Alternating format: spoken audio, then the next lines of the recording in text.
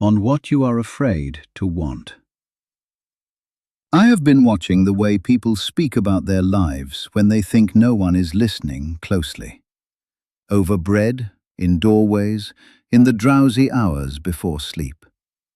And I have noticed something that moves me deeply. Most people are not afraid of failing, they are afraid of wanting.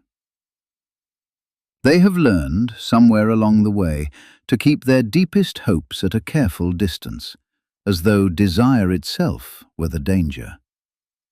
You do this too. I know because I have done it myself.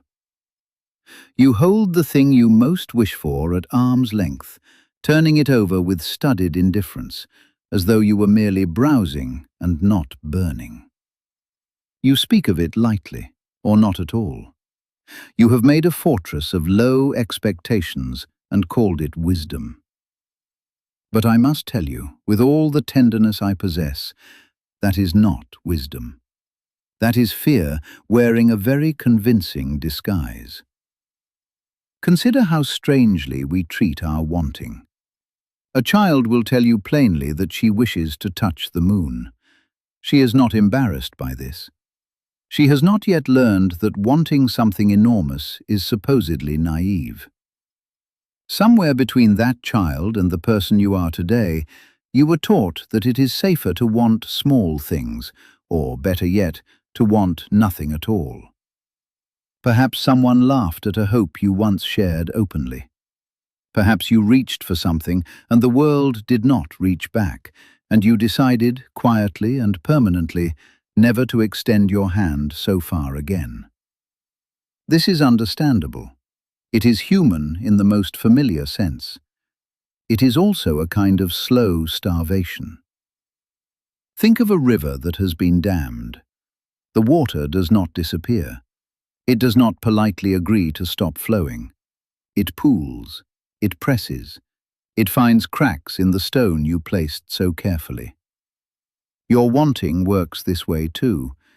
You may refuse to name it, but it moves beneath everything you do, shaping the current of your hours without your permission.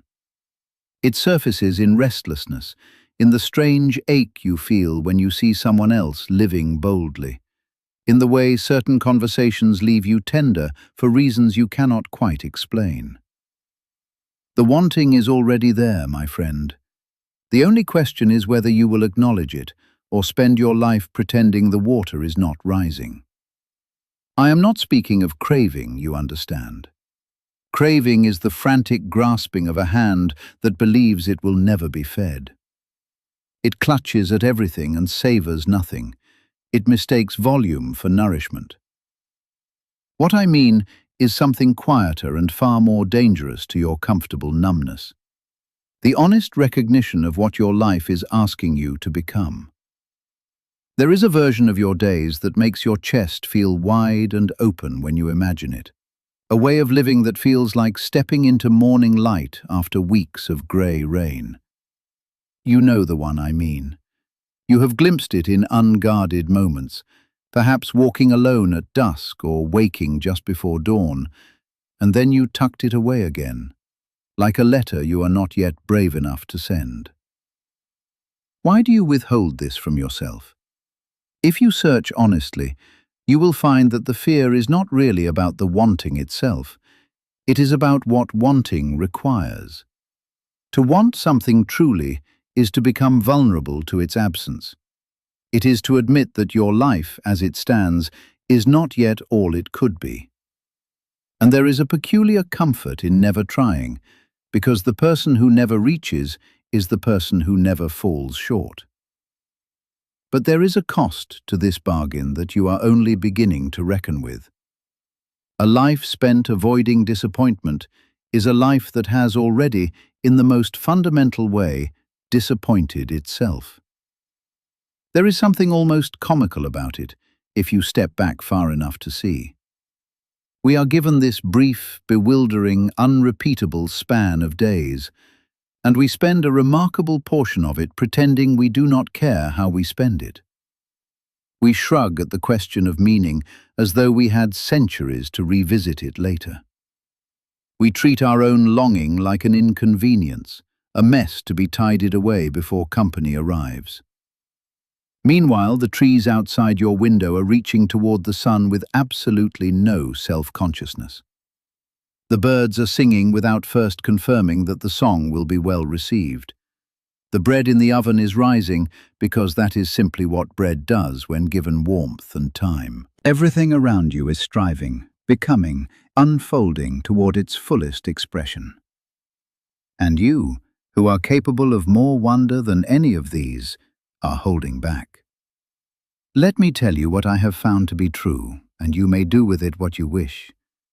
The moment you allow yourself to want something fully, without apology, without the hedging and the caveats and the careful explanations of why it probably will not happen, something shifts in the very architecture of your days. You begin to move differently.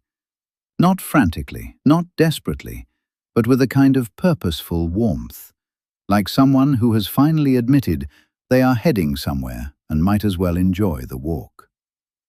Doors do not magically open. The road does not become smooth.